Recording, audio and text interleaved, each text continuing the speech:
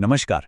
आज हम समझेंगे 1942 के भारत छोड़ो आंदोलन की उन महत्वपूर्ण घटनाओं को जो भारतीय स्वतंत्रता संग्राम के लिए एक निर्णायक वर्ष साबित हुईं। तो सवाल ये उठता है कि आखिर 1942 भारतीय स्वतंत्रता संग्राम का एक निर्णायक मोड़ क्यों बना। चलिए इसी सवाल का जवाब ढूंढते हैं। तो शुरुआत करते हैं बिल्कुल शुरू से। हमारा पहला खंड है 1942 क्रांति से पहले की प्रस्तावना। ये वो दौर था जब एक अंतिम टकराव के लिए आप कह सकते हैं मंच पूरी तरह से तैयार हो रहा था। देखिए, बात है मार्च 1942 की। दूसरा विश्व युद्ध चल रहा था और अंग्रेजों को भारत के समर्थन की सख्त जरूरत थी। इसी मकसद को पूरा करने के लिए ब्रिटिश सरकार ने क्रिप्स मिशन को भारत भेजा। और ठीक उसी महीने यानी मार्च 1942 में ही एक और बड़ी घटना हो रही थी। रास बिहारी बोस ने जापान के टोक्यो में भारतीयों का एक सम्मेलन बुलाया और यहीं पर इंडियन इंडिपेंडेंस लीग की स्थापना का फैसला लिया गया। यहाँ एक छोटा सा नोट है, ये एक महत्वपूर्ण ऐतिहासिक तथ्य है, तो इसे स्वतंत्र रूप से जरूर सत्यापित कर लें। तो क्रिप्स मिशन का क्या हुआ?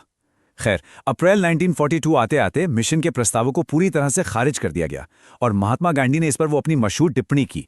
ये एक डूबते हुए बैंक का उत्तर दिनांकित चेक है। मतलब ब्रिटिश वादों पर अब कोई भरोसा नहीं रह गया था। तो जब बातचीत का रास्ता यानी क्रिप्स मिशन फेल हो गया तो अब सीधी कार्रवाई का वक्त आ चुका था। और यहीं से शुरू होता है हमारा अगला पड़ाव, भारत छोड़ो का आह्वान। ये वो मोड़ था जहां एक प्रस्ताव, एक रेजोल्यूशन, एक क्रांति में बदलने वाला था। तारीख याद रखिएगा, 14 जुलाई 1942। जगह थी वर्धा। यहीं पर कांग्रेस कार्य समिति यानी CWC की बैठक हुई और ब्रिटिश शासन को खत्म करने के लिए भारत छोड़ो प्रस्ताव पास कर दिया गया, जिसे वर्धा प्रस्ताव भी कहते हैं। वर्धा के बाद अगली तारीख आती है 8 अगस्त 1942। अब हम बॉम्बे के गोवालिया टैंक मैदान में हैं। यहाँ अखिल भारतीय कांग्रेस कमेटी यानी AICC ने भारत छोड़ो प्रस्ताव को अपनी ऐतिहासिक मंजूरी दे दी और इसी को अगस्त क्रांति के नाम से भी जाना जाता है। और इसी ऐतिहासिक मौके पर 8 अगस्त 1942 को महात्मा गांधी ने वो नारा दिया जो इतिहास में अमर हो गया, करो या मरो। ये देश के लिए एक सीधा और साफ संदेश था कि अब पीछे हटने का कोई रास्ता नहीं है। अब करो या मरो का नारा लग चुका था, तो क्या ब्रिटिश सरकार चुप बैठती? बिल्कुल नहीं। उनकी प्रतिक्रिया बहुत तेज और बहुत कठोर थी।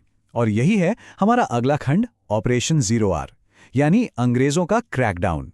अगले ही दिन 9 अगस्त 1942 की आधी रात को ब्रिटिश सरकार ने आंदोलन को शुरू होने से पहले ही कुचलने के लिए ऑपरेशन जीरो आवर लॉन्च कर दिया। और इस ऑपरेशन में कांग्रेस के सभी बड़े नेता महात्मा गांधी, जवाहरलाल नेहरू, सरदार पटेल, मौलाना आजाद, सबको एक साथ गिरफ्तार कर लिया गया। तो अंग्रेजों को लगा कि बड़े नेताओं को जेल में डालकर आंदोलन खत्म हो जाएगा, लेकिन हुआ इसका ठीक उल्टा। नेताओं की गिरफ्तारी ने एक नए दौर को जन्म दिया। ये था जनता का विद्रोह, एक ऐसा दौर जब जनता खुद ही नेता बन गई। सोचिए, 9 अगस्त 1942 को सारे शीर्ष नेता गिरफ्तार हो चुके हैं। एक तरह का नेतृत्व शून्य है। ठीक उसी समय अरुणा आसफ अली ने गजब का साहस दिखाया।